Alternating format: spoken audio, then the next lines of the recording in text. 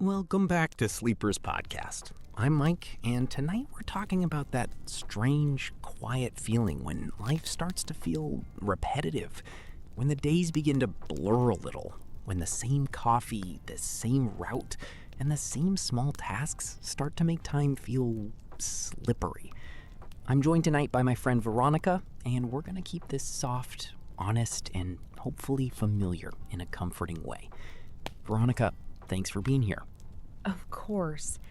I like that you said time feels slippery because that sounds exactly like the problem and also like something a person says when they need to go outside more. That is probably fair. Strong opening diagnosis. I'll accept it. How are you doing tonight? I'm good. A little tired, but in a normal way. Not dramatic tired, just I opened my laptop today and immediately wanted to close it again. That is a very specific adult kind of tired. Right. The computer hadn't even done anything yet. It was just sitting there.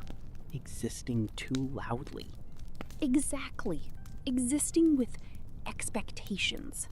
Oh, that actually fits tonight's topic pretty perfectly. Because I think repetition can sneak up on you like that. Nothing is really wrong. You're doing the things you're supposed to do. The week is functioning. But at some point you wake up and think, wait, didn't I just do this exact day? That feeling is so weird. It's not panic. It's not sadness exactly. It's more like your brain quietly looks around and goes, this again? This again. And then you feel guilty for even thinking that because the day might be completely fine. Right? It's not always suffering. Sometimes it's just sameness. Sameness is sneaky. It really is. Adult life can become repetitive without a big announcement. There's no dramatic moment where someone says, "Congratulations, your weekdays are now one long hallway." Oh man. It just happens gradually. One long hallway is bad, Mike. I didn't mean to make it that bleak. No, but it's accurate. A hallway with laundry at the end. And one email you forgot to answer. Always. One email standing in the corner like a ghost. I think what gets me is that repetition can look like stability from the outside. Same home, same work, same little routine. And stability's good. It can be peaceful. But internally, there's this thin line between peaceful and numb. That's true. And I think people don't talk about that line enough because it sounds ungrateful.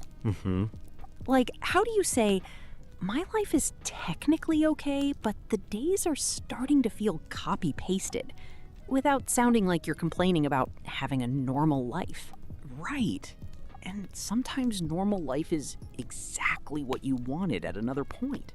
Totally. There were probably years where I would have begged for a boring Tuesday. Same.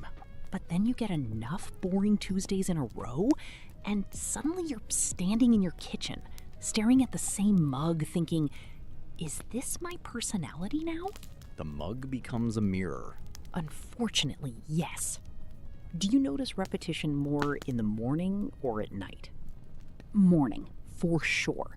Because the day already has a shape before I've even done anything. I wake up and I can almost predict the whole thing. Brush teeth, coffee, messages, work, make some kind of food that is not quite a meal, pretend I'm going to stretch, do not stretch. The pretend stretching is important. Very important. It keeps the dream alive. I know exactly what you mean, though. There's something about waking up and realizing the day has already been used before. Oh, that's it. That's the sting. And it's not even that the day is bad. It's just familiar too soon. Familiar too soon. I like that. I think weekends can make it stranger, too. Because weekdays blur together. And then the weekend arrives like it's supposed to rescue you. But sometimes the weekend disappears even faster. Completely. Friday evening has hope. Saturday has errands. Sunday has laundry and a weird little sadness after 5 p.m. The Sunday light changes, and everyone gets quiet. The Sunday light is rude. It has no respect for morale. None. And you look back and think, wait, where did the weekend go? I didn't even do anything wrong. I didn't waste it, exactly. It just evaporated. That's one of the hardest parts. When time passes quickly without a clear memory attached to it. Right, because memories need texture. Exactly. If every day has the same texture, your brain is like, I'm just gonna file these together. One big beige folder. The beige folder of March.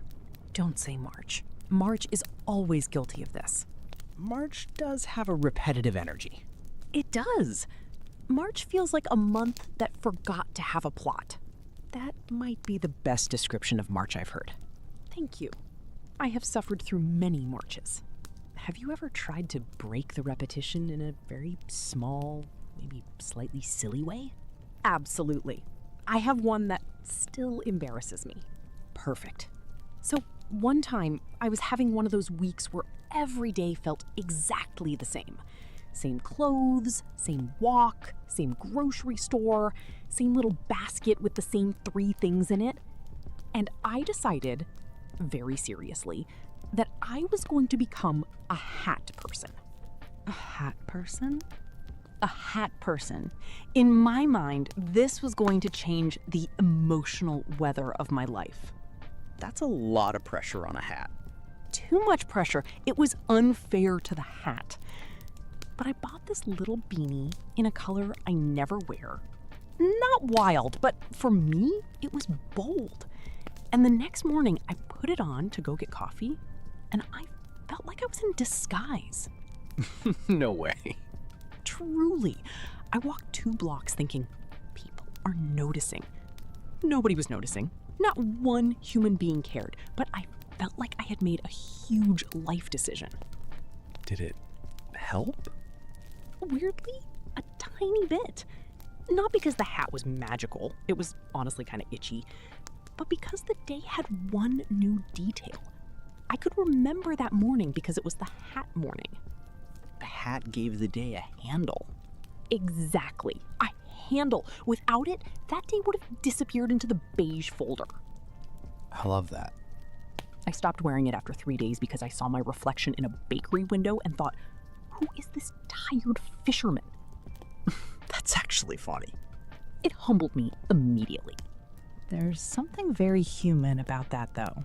Buying one small thing just to make the day feel slightly different. I think everyone does that in some form. A new candle, a different drink, a notebook they absolutely do not need. The unnecessary notebook is a classic. It says, perhaps I am about to become organized and mysterious. And then it contains one grocery list from 6 months ago. And maybe a password hint you no longer understand. That's painfully accurate. But those little things are not nothing. Sometimes they're tiny signals to yourself, like, I am still here. I can still choose a different detail. Right, and a different detail can be enough to interrupt the blur. Not fix your whole life, just interrupt the blur.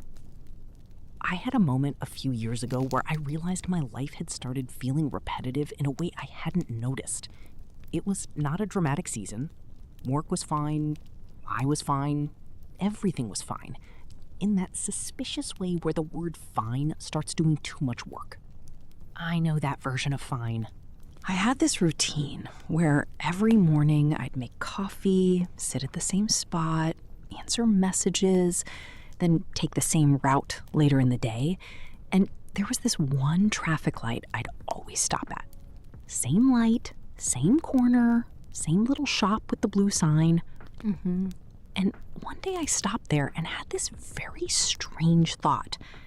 I couldn't remember anything specific from the previous 2 weeks. not because nothing happened exactly, but because everything had happened in the same shape.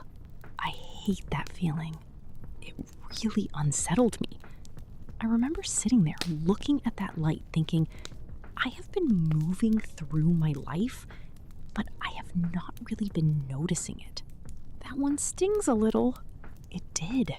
And I didn't quit my job or move cities or do anything cinematic. I think I just drove home a different way that day. That's very you. It was not a bold rebellion. No, but it counts. Mike's great escape. One left turn. Exactly. Very low budget freedom. I respect it. But I remember the different route. There was a street with trees I hadn't seen in a while, and this little corner store with fruit stacked outside. Nothing special. But it made the day feel like it had edges again. Edges. That's such a good way to put it. Repetition can make days feel edgeless. They just run into each other, like wet paint. Right. And then you look back and can't tell where one week ended and the next one began. I've had that with calendars. I'll open my calendar and see the same meeting blocks, same reminders, same errands, and there's this odd sadness in seeing your life laid out as a pattern. The same week repeated. Right. It's not that the calendar is evil, it's just very honest. Too honest sometimes. Way too honest. It shows you that you had tacos 3 Tuesdays in a row. That might be stability. It might be a cry for help. Depends on the tacos. That's fair. I think there's also a difference between peace and boredom that can be hard to read from the inside. Definitely. Peace has a kind of fullness to it. Even if nothing big is happening, you feel present. Boredom, or maybe repetition, has this empty quality. The day is happening, but you're not fully inside it. That makes sense. Peace feels quiet in a good way. Boredom feels quiet in a stale way. Stale is the word. And sometimes routine is comforting. I don't want every day to be surprising. That sounds exhausting. Absolutely. Like, I enjoy knowing where my coffee is. I enjoy having a grocery store where I understand the layout.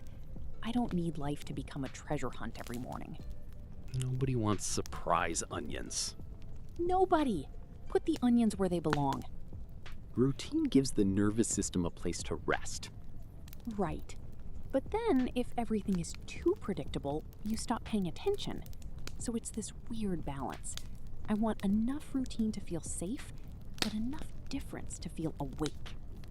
That's probably the whole thing. Which is annoying because balance is usually the answer, and balance is boring. It has terrible branding. Truly. Balance sounds like someone in linen pants telling you to journal. I own linen pants, so I'm gonna ignore that. Wait, really? One pair. That's dangerous. They're very breathable. Listen to yourself. I walked into that. You did. But I agree with you. Nobody wants constant novelty. That becomes its own stress. I think the small changes matter because they don't demand a whole new life from you. Tiny changes are kinder. They are. Cooking something new, taking a different route, calling someone on a weeknight, moving a chair, going to a different coffee shop even though the usual one is closer. The different coffee shop can be huge, It really can. even if the coffee is worse. Sometimes, especially then. Because now you have a complaint, and complaints are memories. That is unfortunately true. Remember that terrible latte? Suddenly the day has a plot. A small bad latte can save a Wednesday. Put that on a mug. I had a smaller example recently. I was making the same lunch almost every day. Nothing interesting, Just the kind of lunch you make when you've given up on lunch as a concept. I know that lunch. Functional lunch. Very functional. And one day I added, I don't know, some herbs, lemon, something slightly more alive. And I remember feeling strangely proud. That's sweet. It was such a small thing. But I sat down and thought, this is not the same lunch. That counts? It did count. And then I immediately thought, have I reached the stage of adulthood where parsley feels like travel? Honestly, maybe. But parsley is cheaper than travel. That is true. And less airport security. Much less. I think those little moments matter because repetition can make you feel like you're disappearing into maintenance. You're not living badly, you're just maintaining everything. Dishes, inbox, laundry, bills, your own face. Your own face? You know what I mean. Washing it, moisturizing it, looking at it in bad bathroom lighting. Fair. And there's dignity in maintenance. But if that's all there is, it starts to feel like you're just keeping the machine running. That's a heavy feeling. It is. And it's not always easy to explain. Did you have a time where it felt heavier than usual? I did. There was a stretch last year where I wasn't unhappy exactly. That's what made it confusing. Nothing terrible was happening. Work was steady. My apartment was fine. I had people I loved. But I felt emotionally tired in this very quiet way. Mm-hmm. I'd wake up and already know too much about the day. I knew which messages would be waiting. I knew what I'd probably eat. I knew I'd tell myself I would go for a walk, then maybe not go. I knew I'd get to night and feel like I had somehow spent another day without touching it. That's a very real sentence. It was such a strange sadness. Because I couldn't point to a disaster. I just had this feeling of, is this what I'm doing now? Just repeating? I think a lot of people know that feeling and don't say it out loud. Right. Because it sounds too vague. But vague feelings can still be heavy. They can. I remember one night I was taking out the trash, which is already not a glamorous, emotional setting. Rarely where the grand revelations happen. Exactly. And I was walking down the hallway with the trash bag, and I suddenly realized I had done the exact same thing the night before, at almost the exact same time, wearing almost the exact same clothes. Oh, man. And I just stood there for a second, holding this trash bag, feeling oddly sad. Not sobbing, not falling apart. Just tired of the loop. That image is so ordinary, which makes it hit harder. That's adult sadness sometimes. Standing under hallway lights with recycling. It really is. And then, because life is ridiculous, the bag leaked a little. No. Just a tiny bit. Enough to ruin the emotional moment. The universe said, less poetry, more cleanup. Exactly. I had to go get paper towels, and suddenly I was just annoyed, which honestly helped. Annoyance can be grounding. Very grounding. But that night stayed with me because I realized I didn't need to destroy my routine. I just needed to feel like I was participating in my life again. That's beautifully put. It took a while. I started doing tiny things, sometimes almost embarrassingly tiny. I bought different fruit. I walked around a different block. I texted a friend on a Tuesday instead of waiting for the weekend. I cooked a soup I had never made before and acted like I had invented soup. Naturally. I was extremely proud. It was average soup, but it was new soup. the new soup matters. It does. And slowly, things felt less flat. Not transformed, just less flat. I like that you said you didn't need to destroy your routine. Because sometimes when people feel stuck, the imagined solution is enormous. Move away, change everything, become a completely new person.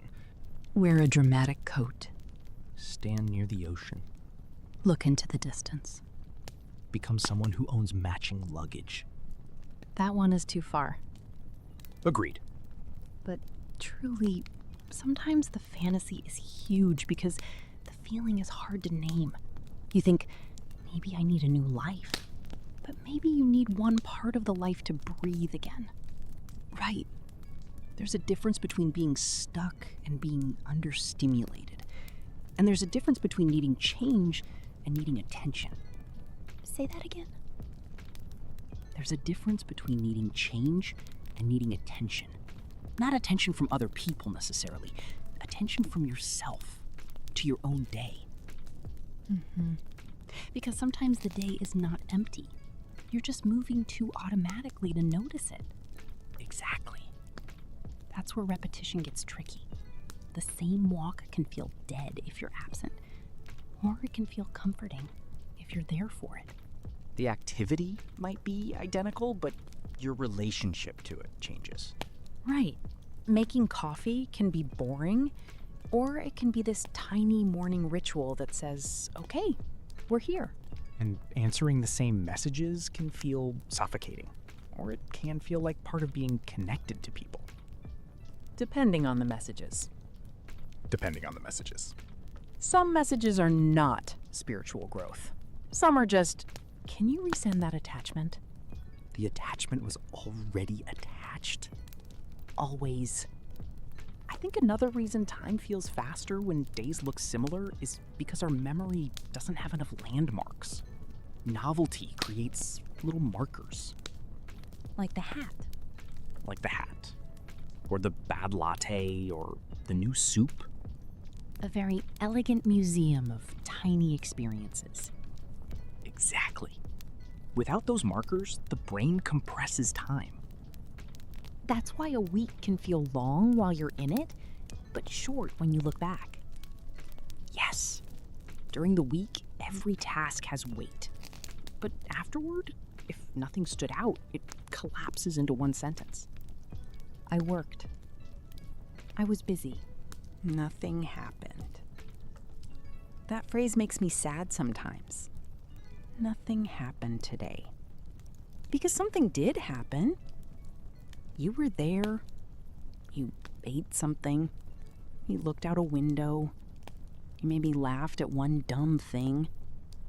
But because it wasn't big, it gets counted as nothing. That's true.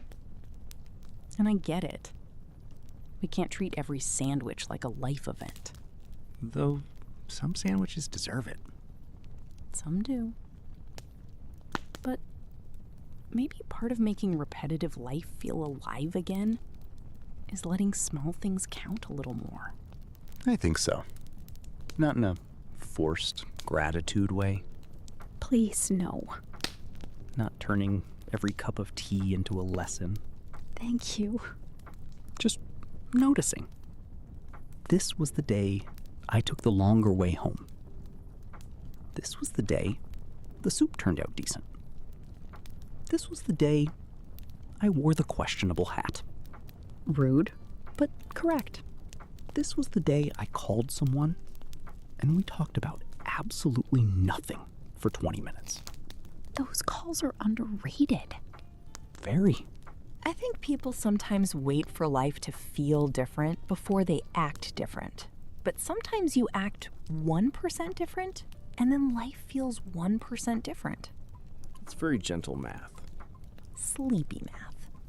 The only kind we allow here. Good. And 1% different is manageable.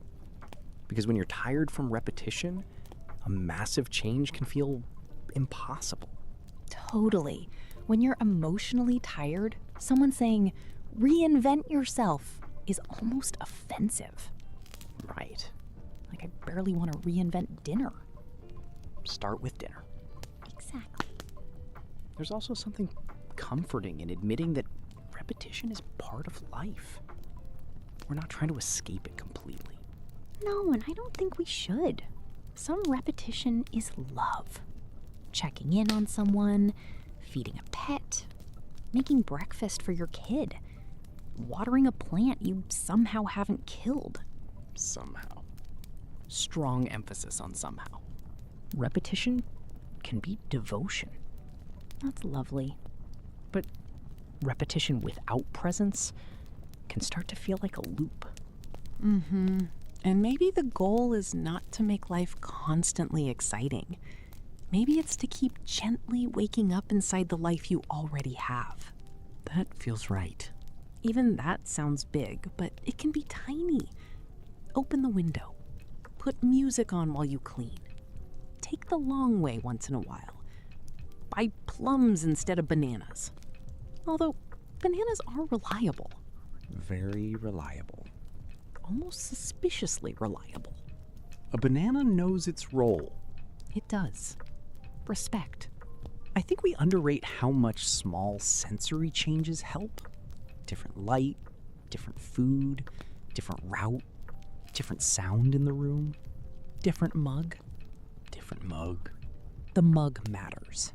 The mug can become a whole mood. It really can. And I know that sounds silly, but when life feels repetitive, the senses are often the way back in. Taste something different. Smell something cooking. Feel cold air for 5 minutes. Touch grass. Unfortunately. Unfortunately? I hate when the internet is right. Fair. But fresh air does work sometimes, and it's annoying. Deeply annoying. You go outside prepared to remain emotionally complex, and then one tree helps. The tree had no right. None. There's a humility in that. We want our problems to require grand solutions, and sometimes the body just wants a walk and something warm to eat. That's almost rude, but true.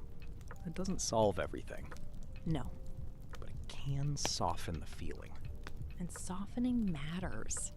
It does, especially with this kind of feeling, because the repetition of life is not always a crisis.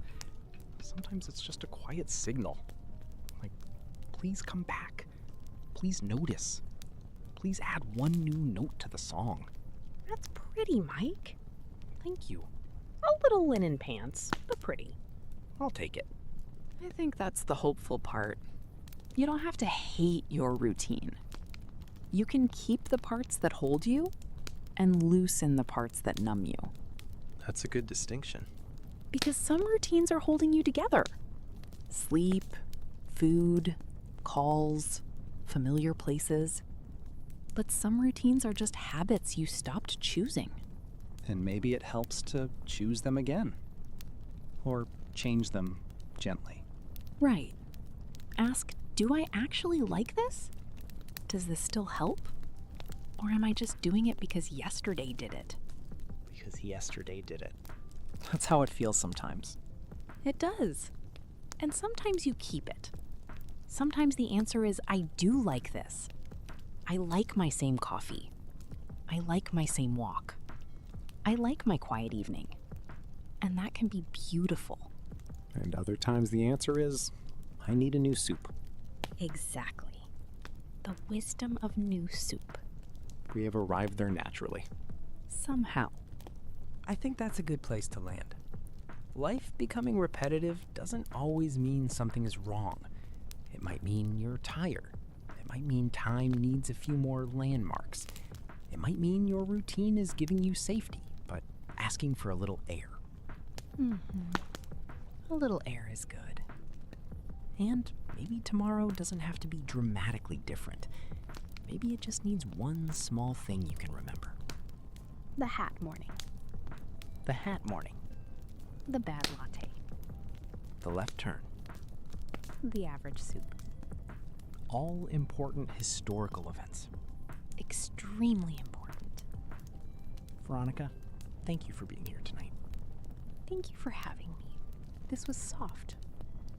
And now I may have to make soup tomorrow, which feels like personal growth, but not too much.